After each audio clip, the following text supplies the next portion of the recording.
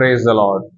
एक बार फिर से बाइबल विद मॉरिस में मैं आप सभी का स्वागत करता हूं। मैं हमारे जीवित और महान परमेश्वर का धन्यवाद करता हूं आज के इस दिन के लिए। और मैं हमारे आदरणीय पास्टर जॉयंगल का भी धन्यवाद करता हूं हमारे लिए प्रार्थना करने के लिए। मेरे भाइयों और बहनों, आज की इस वीडियो में मैं एक बहुत ही गंभीर मुद्दे पर आपसे बात करने जा रहा हूं। मैं विश्वास करता हूं कि परमेश्वर जो है इस मुद्दे के द्वारा, इस वचन के द्वारा आपसे बात करेगा। कि मैंने आज बहुत देखा है कि आज जवान जो हैं वो अपना मन प्रभु में लगा नहीं पाते हैं, प्रभु की खोज में नहीं लगा पाते हैं। यह दिक्कत केवल जवानों के लिए नहीं है, लेकिन अलग अलग एज ग्रुप में ये दिक्कत अलग अलग लोगों में पाई जाती है। और क्योंकि हर एक के हालात अलग अलग होते हैं, अलग अलग एज ग्रुप के हिसाब से। और मैं विश्वास रखता हूं कि ये वीडियो जो है आपकी एक आत्मिक उन्नति में एक कार्य करेगी, आत्मिक उन्नति में बढ़ोतरी का एक कार्य करेगी। और मैं बगैर देरी किए चलिए हम निकालते हैं इब्रानियों की पत्री, उसका 11वां अध्याय। और आप सभी जानते हैं एक बहुत ही फेमस चैप्टर है ये, और विश्वास के नायकों के बारे में बाइबल इसमें बात करती है। और हम 11 का 6 पढ़ने जा रहे हैं। यह लिखा है, विश्वास बिना उसे प्रसन्न करना अनहोना है, क्योंकि परमेश्वर के पास आने वाले को विश्वास करना चाहिए कि वह है, और अपने खोजने वाले को प्रतिफल देता है। यहाँ पर एक बात लिखी हुई है। सबसे पहले वो बात करता है विश्वास बिना उसे प्रसन्न करना अनहोना है। सबसे पहले विश्वास की बात कर रहा है, लेकिन मेरा टॉपिक अभी विश्वास नहीं है। यहाँ पर ये बात सत्य है कि हमारी जो बुनियाद है वो विश्वास है। मसीह जीवन की जो बुनियाद है वो विश्वास है, और हमें विश्वास के द्वारा हमारा उद्धार हुआ है। विश्वास के द्वारा अनुग्रह से हमारा जो है उद्धार हुआ है। लेकिन यहाँ पर एक बहुत ही खूबसूरत बात लिखी गई है। वो कहता है विश्वास बिना उसे प्रसन्न करना अनहोना है, क्योंकि परमेश्वर के पास आने वाले को विश्वास करना चाहिए कि वह है, और अपने खोजने वाले को प्रतिफल देता है।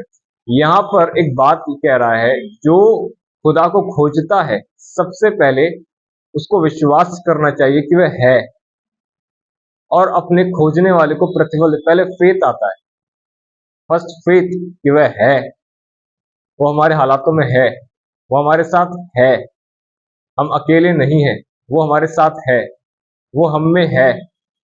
उसके बाद कहता है, और अपने वचन, उसके बाद वो कहता है कि परमेश्वर के पास आने वाले को विश्वास करना चाहिए। अब जो व्यक्ति, बाइबल कहती है पहले फेथ, और उसके बाद कहती है पास आने वाले को। मेरा जो मेन टॉपिक है वो है प्रभु की खोज करना। किस प्रकार से एक व्यक्ति प्रभु की खोज कर सकता है, वो हम इस वचन में देखते हैं। पास आकर, परमेश्वर के पास आकर एक व्यक्ति परमेश्वर की खोज कर सकता है। किस प्रकार से, आइए वापस से पकड़ते हैं। किस प्रकार से एक व्यक्ति परमेश्वर की खोज कर सकता है? उसके करीब आकर, पास आकर। बाइबल ऐसा बताती है, जब सुलेमान अपने अंतिम दिनों में प्रभु से फिर गया, बाइबल कहती है प्रभु ने डिसाइड किया, मैं उसके किंगडम को अब डिवाइड कर दूंगा, इजराइल को डिवाइड कर दूंगा। 10 गोत्र अलग हो गए और 2 गोत्र अलग हो गए। एंड आप जानते हैं यहूदा और बेन्यामीन जो था वो उसके बेटे रहूबियाम के अंडर में आ गया, और प्रभु ने 10 गोत्रों को यरोबाम के अंडर में कर दिया। एंड जानते हैं वहां पर क्या हुआ है? बाइबल ऐसा बताती है कि जब रहूबियाम के अंडर में यहूदा चल रहा था और ये बिन्यामीन का जो गोत्र चल रहा था, उस समय पर बाइबल ऐसा बताती है, जब आप रहूबियाम के जानते हैं अंतिम क्षणों के बारे में पढ़ेंगे, दूसरा इतिहास 12 अध्याय में और उसका 14 वचन जब आप पढ़ोगे, तो वहां एक बात लिखी हुई है। वहां बाइबल कहती है कि उसने बुरा किया, अर्थात उसने अपना मन यहोवा की खोज में ना लगाया। ये वहां पर लिखा हुआ। जानते हैं क्या अमेजिंग बात लिखी है? उसने बुरा किया, अर्थात बुरा करने का अर्थ भी दिया गया है। देखिए अर्थात अर्थ क्या है बुरा करने का? वहां पर बाइबल कहती है उसने अपने मन को यहोवा की खोज में ना लगाया। ये बुरा था। आप जानते हैं यदि हम अपने मन को परमेश्वर की खोज में ना लगाएं तो यह परमेश्वर की दृष्टि में बुरा है। परमेश्वर इसको बुरा कहता है। इसलिए बाइबल कहती है सबसे पहले परमेश्वर के राज्य और उसकी धार्मिकता की खोज करो। क्यों प्रभु जो है हमारे बीच में सबसे पहले परमेश्वर की खोज करने को कहता है? क्योंकि प्रभु जानता था अगर हम परमेश्वर को सबसे पहले नहीं खोजेंगे तो ये बुरा है उसकी दृष्टि में। और यहाँ पर हम देखते हैं 11 के 6 में इब्रानियों के कि किस प्रकार एक व्यक्ति प्रभु की खोज कर सकता है। उत्तर है उसके करीब जाकर, उसके पास जाकर। कैसे हम उसके पास जा सकते हैं? फर्स्ट, हमारे पास एक वचन है, हम इस वचन को पढ़ें। एक बात हमेशा ध्यान रखिएगा, ये वचन जब हम पढ़ते हैं, हम जैसे ऑक्सीजन अपने अंदर लेते हैं वैसे ही ये वचन अपने अंदर ले रहे हैं। वचन कहता है, परमेश्वर का जो वचन है वो परमेश्वर की श्वास है। इंग्लिश में लिखा है, हिंदी में लिखा है, संपूर्ण पवित्र शास्त्र परमेश्वर की प्रेरणा से रचा गया है। एक्चुअली इसको अगर इंग्लिश में देखेंगे तो लिखा है, हर एक जो वचन है वो परमेश्वर की श्वास से रचा गया है। ये परमेश्वर की श्वास है। और जब हम इसको पढ़ेंगे, जानते हैं आप अपने अंदर परमेश्वर की श्वास को ले रहे हो, श्वास को ले रहे हो। तो सबसे पहली बात, इसको रीड करना है। जैसे हम ऑक्सीजन को इनहेल करते हैं ना, inhale the word of God, परमेश्वर के वचन को इनहेल करिए। सेकंड, उसके बाद जब आपने इसको इनहेल कर लिया, जब हम ऑक्सीजन को अपने अंदर इनहेल कर लेते हैं, उसके बाद बात आती है CO2 की, कार्बन डाइऑक्साइड की, उसको हम एक्सेल करते हैं, बाहर निकालते हैं। जानते हैं वैसे ही जैसे हमने परमेश्वर के वचन को इनहेल कर लिया, अब इसको प्रार्थनाओं के द्वारा हमें एक्सेल करना है, बाहर निकालना है, प्रेयर के द्वारा। पहली चीज जो हम प्रभु के करीब जाने के लगा सकते हैं, प्रभु के वचन को पढ़ना, यानी इसको इनहेल करना। दूसरा, प्रेयर करना। प्रेयर के द्वारा जो हमने पढ़ा है उसको एक्सेल करिए, उसको बाहर निकालिए, बातें करिए परमेश्वर से, जो आपने पढ़ा है उसको लेकर। अपनी सारी बातें अपने मन को फाड़ कर, बाइबल कहती है अपने वस्त्रों को नहीं, अपने मनों को फाड़ कर मेरे पास आओ, तब मैं तुम्हें स्वीकारूंगा। मेरे पास आओ, मेरे पास आओ। पास कैसे जाना है? मन को फाड़ कर, प्रभु कहता है। तो अपने मन को फाड़ना है। मन को फाड़ने का अर्थ है अपने मन की बात खुलकर प्रभु को बतानी है। This is called prayer. समझ रहे हैं आप इस बात को? ये दूसरा तरीका है प्रभु के निकट जाने का। एंड एक और चीज जो रहुब्याम के जो जीवन से मैं आपको रखना चाहता हूं, आप जानते हैं जब उसका राज्य स्प्लिट हो गया, जब उसका राज्य बट गया, तो जानते हैं वहां पर गड़बड़ी उसने क्या की है? एक बहुत ही मैं कहूंगा इसको कि गहरी गड़बड़ी, एक एक सीरियस मिस्टेक उसने करी है। हाँ, सीरियस मिस्टेक। जानते हैं क्या लिखा है? जब वो राजा बना, संपूर्ण इज़राइल के लोग उसके पास आए और कहते हैं, बोलते हैं, आपके पिताजी जो थे ना, उन्होंने हम पर एक बहुत ही बड़ा जुआ रखा हुआ था, बोझ रखा हुआ था। अब यदि आप उसको हल्का करोगे तो हम आपकी सेवा करें, और अगर आप नहीं करोगे तो we will left you, we will leave you. अब रहुब्याम कहता है 3 दिन रुको, मैं जरा सा सोचकर बताता हूँ, जरा सा सलाह मशवरा करता हूँ। वो उसको भेज दिए। एंड इन 3 दिनों में बाइबल कहती है रहुब्याम ने जो है पुरनियों से सलाह मशवरा किया। पुरनिये कहते हैं आपको इनकी बात मान लेनी चाहिए, जैसे लोग कह रहे हैं। लेकिन अब रहुब्याम क्या कर रहा है? अब उसके साथ के जो लोग थे, अब वहां पुरनियों से उसने एडवाइस ले ली, सलाह ले ली, सहमति ले ली, सम्मति ले ली।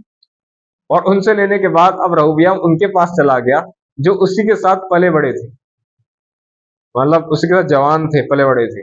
अब उन्होंने उसको जो है सलाह दी, और वहां जो सलाह दी वो एक ऐसी सलाह थी कि वो कहता है कि दरअसल जो सलाह थी वो इसी चीज से रिलेटेड थी कि वो उसको सलाह देते हैं कि इनके ऊपर से बोझ मत हटा, है ना। और वो कहता है कि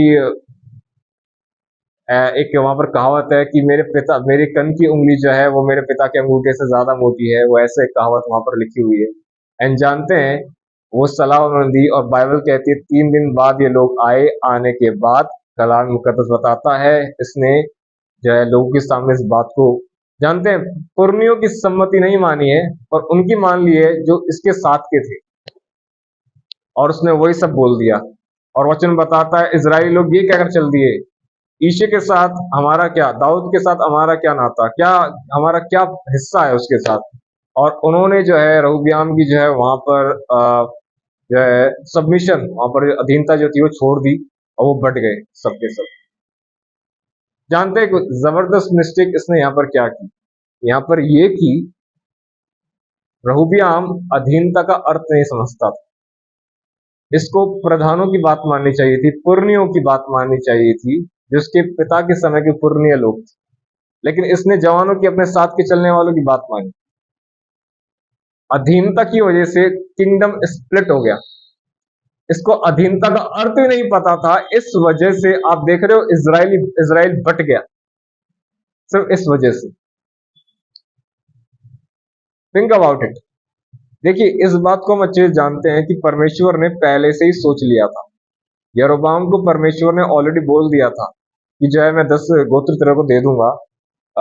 मैं इस मुद्दे पर नहीं जा रहा हूं कि पहले से प्रभु ने यरोबाम को कहा था कि मैं तेरे को 10 गोत्र दे दूंगा, कि सुलेमान जो है मुझसे भटक गया है, इसलिए अब जो है मैं उस राज्य को बांटने पर हूँ। 10 गोत्र तेरे हो गए हैं और 2 को जो है अपने दास दाऊद की खातिर जो है मैं 2 गोत्रों को बचा कर रखूंगा।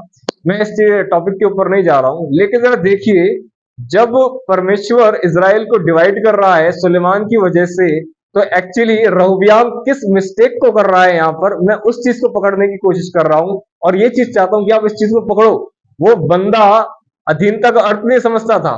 कोई कोई बड़ा एडवाइस दे रहा है, सलाह दे रहा है, सम्मति दे रहा है कि उसको मान ले, ताकि जो है इज़राइल बट ना जाए, अलग ना हो जाए। समझ रहे हैं आप इस बात को? तो तीसरी बात जो मैं आपको कहना चाहता हूं वो ये, पहले मैंने बताया वचन करिए, प्रेयर करिए, और तीसरी बात ये कि जिस चर्च में आप जाते हैं, आप अपने उस चर्च के पास्टर के अधीन रहना सीखिए। समझ रहे हैं आप इस बात को? जवान देख रहे हैं, पेरेंट्स के अधीन रहना सीखिए। पेरेंट्स कुछ कह रहे हैं, बात मानिए। अब हो सकता है कुछ ऐसे जवान मुझे देख रहे हो जिनके पेरेंट्स अनबिलीवर हो सकते हैं, तो ऐसे में और वो अगर आपको आगे देते हैं चर्च ना जाने की, प्रभु से दूर होने की, देखिए यहाँ पर तो आपका स्टैंड लेना बनता है कि आप प्रभु के लिए स्टैंड लो। लेकिन अगर वो आपको जो है आप उनसे बात करके ये कह सकते हो कि मैं जहां जा रहा हूँ, जा रही हूँ, मैं बिगड़ तो नहीं रही, मेरे अंदर सुधार ही आप देख रहे हो, है ना? दूसरा, लेकिन अगर वो इस चीज से हटकर कोई दूसरी आपको आज्ञा देते हैं, आपको माननी चाहिए। आप अपने स्कूल जाते हो, टीचर के अधीनगी में रखा गया है आपको, ताकि आप कुछ सीखो। एंड जानते हैं, उसके बाद आप देखो वहां पर, और आप फिर चर्च में आते हो, चर्च में पास्टर के अधीनगी में परमेश्वर ने आपको रखा हुआ है, ताकि आप आगे बढ़ो और सीखो। जानते हैं, जब रहोबियाम ने ये गलती कर दी, वचन लिखा है वो लोग वहां पर ये कहकर चले गए, दाऊद के साथ हमारा क्या हिस्सा। जानते हैं, इसको कहते हैं रहोबियाम मनुष्य के अनुग्रह से वंचित रह गया, और उसका अंत हुआ है, उसने बुरा किया क्योंकि उसने अपना मन यहोवा की खोज में नहीं लगाया। आप जानते हैं, मेरे सुनने वाला हर एक जवान जो इस बातों को सुन रहा है, मैं उसको बताना चाहता हूं, जानते हैं, हर एक व्यक्ति को डिस्ट्रैक्ट करना बहुत आसान है। उसका मन को भटका दो, डिस्ट्रैक्ट कर दो। अगर शैतान आपको डिस्ट्रॉय नहीं कर सकेगा, वो आपको डिस्ट्रैक्ट करेगा। मेरे जीवन में कई सारे हालात सिर्फ इसलिए आए ताकि मात्र केवल मेरे को डिस्ट्रैक्ट किया जाए, मेरे को भटकाया जाए। मेरा मन बस खुदा की खोज से निकलकर उन चीजों में लग जाए। एंड जानते हैं, कई बार तो लग भी गया था और वहां से मेरे को ठोकर भी मिली, तब वापस आया तब वापस आया प्रभु के पास।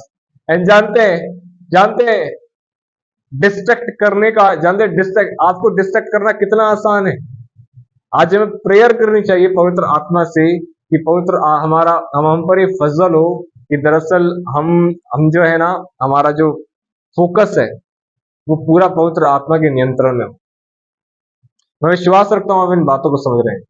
तो उसके खोज करने वाले को क्या करना चाहिए? उसके पास आना चाहिए। पास आने के लिए वचन पढ़िए, वचन पढ़ने के बाद प्रेयर करिए, उससे उसके पास रहिए, उसके पास रहिए। एंड देन एक चीज और सिखाई, अधीनता। अधीनता, परमेश्वर अपना दास बनाने से पहले आपको अपने किसी दास के अधीन कर देगा। यहोशू परमेश्वर का दास बनने से पहले मूसा का दास बना था, याद रखिएगा। और सैमुअल परमेश्वर का दास बनने से पहले एक याजक के अधीन रहता था, and his name was Eli, Eli. अपना दास बनाने से पहले परमेश्वर आपको अपने किसी दास के अधीन करेगा, याद रखिएगा इस बात। मैं विश्वास रखता हूं इन बातों से आपने बरकत पाई। इन वीडियो को आप आगे भी शेयर कर सकते हैं, ताकि ये कुछ मसीह जीवन में उन्नति पाने की कुछ चाबियां होती हैं, और जो कि आपको मदद कर सकती हैं, और लोगों की मदद कर सकती हैं। प्रभु आपको इन्हीं वचनों के द्वारा आशीष करे। हम दोबारा एक और नई वीडियो में मिलेंगे। आप सभी को जय मसीह।